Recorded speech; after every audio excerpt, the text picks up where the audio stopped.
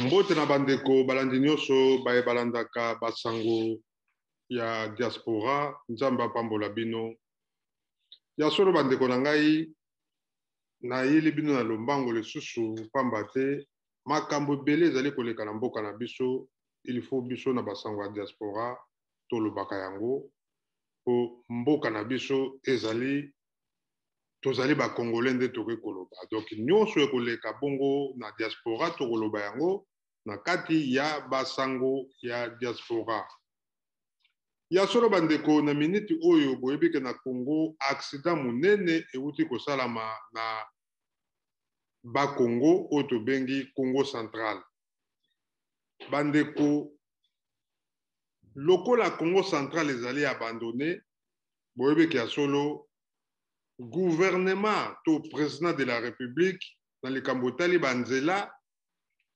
tozali komona ke gouvernement ezali kochange kasi banzela ezali kosalama te toutaki kolanda na commune ya Yolo ndenge esi ebeba makambo ebele ebebi na mboka ya Kinshasa kasi ya solo boyebi ke bato oyo bakumisaka ti lelo bazali kokontinue kokumisaka ya solo président Faci azali kosala makambo ya malamu. C'est vrai, azali président na biso ya République démocratique du Congo.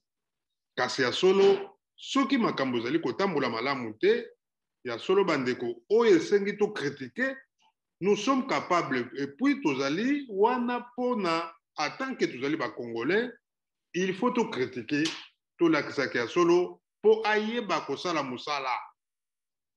Bandeko na ngai, bandeko ya Congo central to bengi ba Congo, bazali abandonné bino moko bozali komona même na ba gouvernement ezali kobima même oyo tozali kozele kobima bokomona ba Congo bakozala penza te na ba poste oyo esengeli ya minene ba Congo bakozala te ekomi kaka baluba baswahili o bashabien donc bato ya Katanga na baswahili bato ya Kivu mais ba Congo kombo déjà ya Congo ezali ya ba Congo Congo bango batu oyo bamindele bayaki kokutana na bango na kati ya mabele ya Congo wana ezali Congo Congo batu bazalaki civilisé batu bavandi na mindele ezali Congo Congo basali makambo ya ebele première indépendance ya Congo Mukongo premier président Mukongo école oyo tobengi université to école ya minene ozali na République démocratique du Congo bandeko zeli na Congo kasi ya solo toyebaka te pona nini eloko nini bandeko ya Congo central oyo tobengi Congo basala bato bayaka kozwa pouvoir na mboka na biso mboka ya Congo bandeko na ngai lelo na Congo la Congo central accident munene salami pona nini banzele ezali muke nzela ezali te nzela oyo ya Congo ya kala Mobutu ti lelo bazali même pas kokoka kosala autoroute to nzela ya malamu ya bakomisa nzela munene po bakamio elekata mibale na ndenge ya malamu mais tozali komona bakonzi bazali kozwa millions de millions ya mbongo bazali koteka uranium bazali koteka manganèse bazali koteka coltan bazali koteka or na diamant mbongo nyonso wana bango bazali kokende kobomba na banki ya mindele Dubaï Corée Suisse partout bandeko quel motema ya mabe ya gouvernement ya politicien congolais tozali ko comprendre te likambo nini oyo bato bandeko Congo ya Congo central basala bino lelo tozomona gouvernement ekomika baluba yango mpe na mbujima ekananga bazosala eloko te oyo nyonso balekaki na ntango ya Mobutu batekaki badiama batikali koboma mbujima ekananga lelo génération nyonso to ya mbujima ekananga baye na Kinshasa bazokumba bamoto tala baaksida baza kosala bandeko moya tolakisa bino bafilme mosusu ezali te mpo na YouTube mama moko bauti kotuta ye bandeko bapanzi ye makolo c'est incroyable nani akozwa soin ya mama wana azali te donc toujours comprendre te mboka ya Congo donc toloba te non tokobanda koloba toko banda koloba kaka parce que le Congo appartient à nous tous. Toza ba Congolais. Moutako karabiso munoko azali te. Mais c'est le président. Tomoni lobby président de la République. À ça, c'est anniversaire à moi, oui, c'est normal. C'est ça ma bête. Mais est-ce que combien il a dépensé? Est-ce que Kanis a peuple tant que mon biloko wana toujours battre ndenge nini ba biloko la bozali ko diviser dans les réseaux sociaux. Est-ce que bateau basimi communication ya président bazo comprendre donc c'est que bango peut baza mettre à mabe bango peut balingi président te bazo komona que président zo travailler te yango bazo la biloko na nyonso anniversaire eza privé ezali ya yo président soko ke na boîte na mwasi na bandeko na yo biso tozo na ntina komona yango te tant tozomona yango eza kopesa biso kanda ya kosakana te pamba te le pays va mal mais yo président ozo fêter ba fête na yo non non le Congo appartient à nous tous toza ba Congolais ngai moko Congo alenga Congo eza na kati je suis Congolais yaou bapanga muni ya Congo central atu matumona beno keba totala biso moko ndenge accident oyo ewuti koleka na région ya Congo central bomona ndenge camion baluki batu ndenge bazali kobimisa ngo biloko nyonso na mutuka ebebi donc batu wana toyebi te nani akofuta bango biloko wana biloko ebebi batu bazwi badega bamosusu babukani makolo donc bandeko bapoliticien gouvernement congolais tozosenga na bino chef coutumier oyo bosimbi mabele ya bakoko botravailler bino moko baza kokosa bino baza kolia mbongo baza alo botravailler bango bolakisaka ya solo mboka wana ezali ya mfumuki mbango il faut travailler les politiciens congolais il faut kolakisa bango ke ya solo mboka Congo central ezali mboka ya bakoko mboka ya mfumuki mbango tokoki kotika kaka bote biso bandeko ya Congo bana Matadi bana Boma bana Mwanda benulamuka ko benulamuka benulamuka Congo central betumeleka bato bazomatela biso baza kobotola biso bamabele makambo ebele mais ifaso betulamuka bana Congo central betulamuka c'est pas normal bandeko na ngai basango ya Congo tokobanda koloba bamakambo nyonso ezali koleka na mboka na biso mboka ya Congo même na diaspora tokobanda koloba tolanda bomona accident oyo tokosalama na mboka ya Congo central makambo eleki kuna bandeko somo bandeko baza kolela gouverneur wana asalaka te eloko te yango tozosenga na Baudry Bunda pangi ya mundu Baudry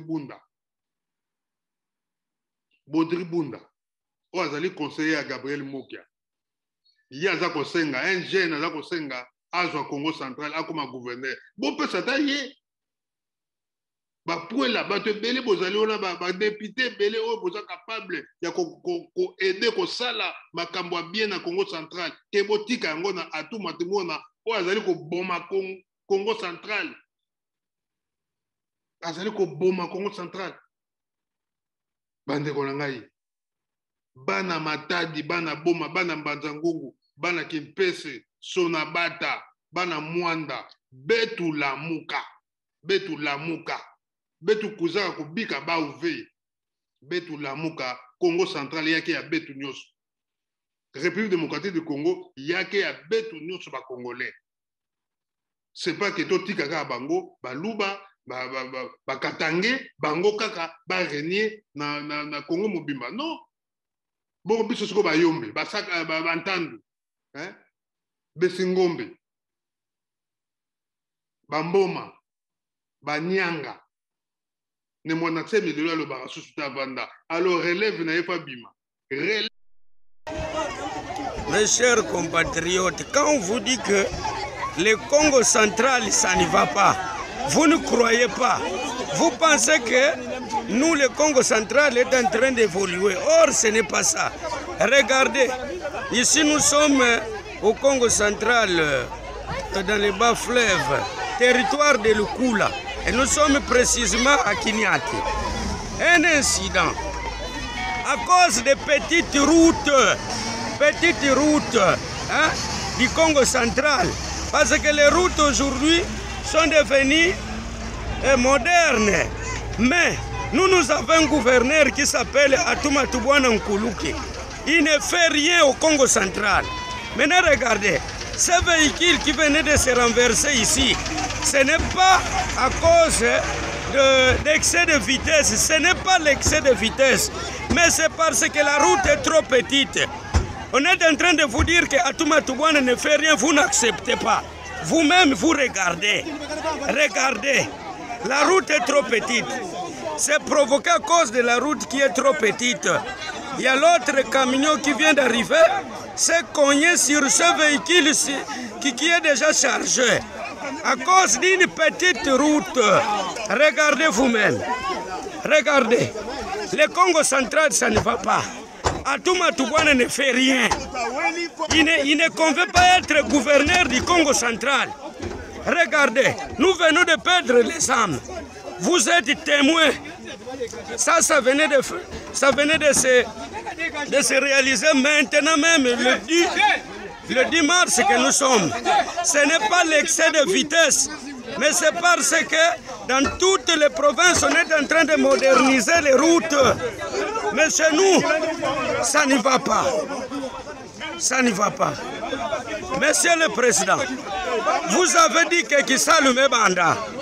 S'il vous plaît, le Congo central, c'est une province, c'est une deuxième province. Ici, chez nous, en RDC, maintenant ça n'y va pas. Regardez, regardez, regardez. Ce n'est pas l'excès de vitesse, mais c'est parce que la route est trop petite. Son Excellence, Monsieur le Président, Atuma Tubwana ne fait rien. Ne fait rien dans notre province. Ça, c'est une route nationale. Et nous sommes précisément à Kinyati. Regardez vous-même. Vous avez condamné tous les bourgmestres du Congo central. Ceux-là qui se sont revendiqués à cause que Atuma Tubwana ne fait rien. Vous-même regardez. Ce n'est pas l'excès de vitesse, s'il vous plaît, Monsieur le Président. Regardez. Regardez. Hein? Les Né-Congo vivent de leur force. Mais maintenant, ils viennent de perdre les choses, les biens. Hein? Il y a des bananes, il y a des ananas. L'État est incapable en RDC pendant 18 ans. Ils n'ont rien fait. Regardez, il y a des blessures. Regardez. Ce n'est pas logique. Regardez, mes chers compatriotes. Bâton, regardez la maman ici. Regardez. Regardez. Vous gardez Atuma Tubwana, qu'est-ce qu'il fait? Justin Luemba qui allait un peu bien travailler. On a monté un scénario, soi-disant non à cause d'une femme. Regardez. Regardez. Regardez. Regardez vous-même. Regardez vous-même. Nous sommes à Kinyati. Regardez vous-même. Regardez. Est-ce que les Congolais sont en punition? Est-ce que les Né-Congo sont en punition? Pourquoi le Congo central n'évolue pas? Ça, ce n'est pas l'excès de vitesse, mais c'est à cause la route est trop petite. Dans toutes les provinces, on modifie des routes. Maintenant, regardez, ce véhicule était vraiment debout. Il y a un autre véhicule qui l'a cogné. J'espère que ce message va arriver droit à mon président Fachi, que j'aime beaucoup. C'est ça la conséquence du Congo central. Je dis et je vous remercie. Film mosusu zalite pour YouTube. Maman moko ba auto tout aye bande ko ba panzi makolo. C'est incroyable. Nani akozwa soin ya mama wana azalite. Donc, toujours comprendre que mboka Congo, donc tout loba non, toko banda koloba. Toko banda koloba kaka parce que le Congo appartient à nous tous. Tous les Congolais. Moutako Karabicho Mounokazalite. Mais c'est le président, Tomoni, lobby président de la République. À ça, c'est anniversaire à moi, oui, c'est normal, c'est ça ma bête. Mais est-ce que, combien il a dépensé? Est-ce que Kanis, Azo Kanisa, peuple, tant que mon abiloko wana, toujours battu n'dengue nini, babiloko la bozali ko diviser dans les réseaux sociaux. Est-ce que, bateau basimi communication du président, bazo comprendre. Donc, c'est que bango peut baza mité à mabe, bango peut balingi présenté, bazo komona que président zo travailler te, yango bazo laksa biloko na nyonso. Anniversaire, eza privé zali ya yo, président.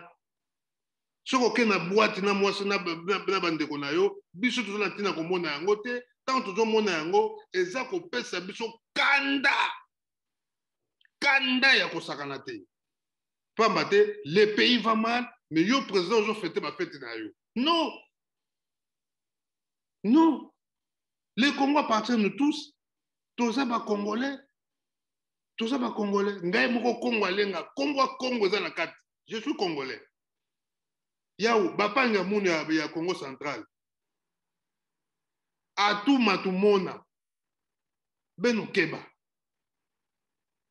Total abiso moko ndenge accident oyo ewuti koleka na région ya Congo central bomona ndenge camion baluki batu ndenge bazali kobimisa ngo biloko nyonso na mutuka ebebi.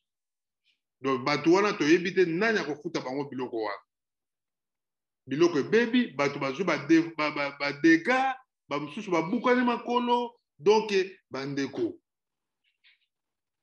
ba politiciens gouvernement congolais toujours senga na bino ba chef coutumier au bosimi mabele ya bakoko bo travailler bino moko baza kokosa bino baza kolia mbongo baza ko alo bo travailler bango bo lakisa ka solo mboka wana ezali ya mfumuki mbango. Il faut travailler les politiciens congolais. Il faut que lakisa bango ka solo mboka Congo central ezali mboka ya bakoko mboka ya mfumuki mbango. Tokoki kotika kaka bote biso bandeko Congo bana Matadi bana Boma bana Mwanda benulamuka ko benulamuka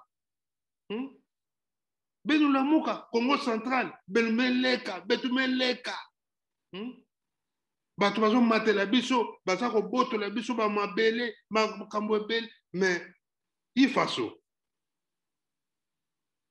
betulamuka bana Congo central betulamuka. C'est pas normal. Bande konangai basango ya Congo toko banda koloba ba makambo nyonso zali koleka na mboka na biso mboka ya Congo même na diaspora toko banda koloba to landa bomona accident oyo toko salama na mboka ya Congo central makambo leki kuna bandeko somo bandeko baza kolela gouverneur wala salaka te lokote yango to senga na Bodri Bunda panga mundu Bodri Bunda o azali conseiller à Gabriel Mokia ya aza kosenga un jeune aza kosenga azwa Congo central akoma gouverneur bo pesa ta ye ba puela bato ebele bozali ona ba député ebele oyo boza capable ya ko aider ko sala makambo bien na Congo central ke botika yango na atu matimona o azali ko boma Congo central azali ko boma Congo central bande ko ngai bana Matadi bana Boma bana Mbanzangungu bana Kimpese Sonabata bana Mwanda betulamuka betu kuzaka kubika ba uve betulamuka Congo central yake ya betu nyonso République démocratique du Congo yake ya betu nyonso ba congolais. C'est pas que to tika ka bango baluba ba katange bango kaka ba renier na Congo mobimba non. Bon biso siko ba yombe ba saka ba ntandu besingombe bamboma banyanga ne mwana tsemi de lo ba susu ta banda alors relève na yefa bima relève fa bima abando lo ba pona Congo central bande ko tolanda video tolanda bongo tozonga matondo mingi matondo na banzi bande ko boti ko mona video bino moko bolande yango ezali passe pe mawa bomoni makambo eleki bomoni ndenge bato bazali koleka kolela pardon ezali pasi République démocratique du Congo toza koyeba te mais des millions bandeko quel motema mabe ba président Fachi ba ministre wana oyo ba kasaye boza kuna ba tata o baleke ya ba kasaye ba sala pe lokote ti papa Tshisekedi ya kufi tous les kasaye auquel mbujima kana nga ona kansaki mbujima kana ngala ko mona ngo net extra pour te kamusanga te le na mona ngo bon des amao o pe bazui le pouvoir et lokote mbongo nyoso ka ba veste ba costume ba komo leta ba weston ba nini ba makamebele yango ba na poto donc nazo ebate bande ko zama ezama wa Kinshasa bandako oui ba na poto bazo tonga bandako to boité mais la République démocratique du Congo va mal batu nyoso bazana ba région tellement ba richesse zo bima na ba région ba komi ko sala tous les jeunes nyoso bazana ba région ndenge to moni mbujima ekanda ba jeunes ba kimi ba Kinshasa kala mingi te na bandundu mai ndombe tonde na ba richesse ba jeunes nyoso na bandundu ba ko benga na bango ba kima ba Kinshasa ale lobi biso bana Congo central totele mabana matadi benu bika ve matadi bana matadi biso bana Congo central première armée oyo salama na kati ya République démocratique du Congo ezalaki biso ba Congo première armée oyo ba mindele basala ezalaki ba Congo il faut totelema biso tozali ba descendant ya ba koko ya batata wana il faut to lakisa kia solo biso nde to bandaka armée après bakezo bangala ba général Masiala bato basala Kamanyola eza ya ba Congo bande ko photo telema il faut ko telema toko tika boete ba Congo bazalaka te na ba gouvernement ba Congo ba donc eloko te leader à Mukongo donc il faut basala tout ba écraser ye non bandeko il faut qu'on se mobilise même au niveau il y a diaspora tous les né-Congo bandeko na komi ko puyango Zoro Bilel tous les batutu il faut to telema betu telema trop c'est trop Nzamba pambola bino bandeko bolanda basango ya Congo basango ya diaspora pardon bo s'abonner na Congo Alenga TV ba émission ezongi toko banda koloba le Congo appartient à nous tous oza muluba muyombe musakata muyanzi muntandu musingombe muswahili bangala biso nyonso mongo eza ya biso nyonso tu merci à toi mbote na mon vieux Jean-Jacques Mbela lycée Condé bambote à trop en tout cas merci na bandeko nyonso tu bo s'abonner na Congo Alenga TV massivement bo s'abonner otali émission partager yango sala accepter yango abonnez-vous massivement na Congo Alenga TV merci mingi nzamba pambola bino tokutani bongo mbalasima ba sango ya diaspora et ko continuer toko bandaka koloba toko lemba te nzamba pambola bino tokutani bongo mbalasima matondo mingi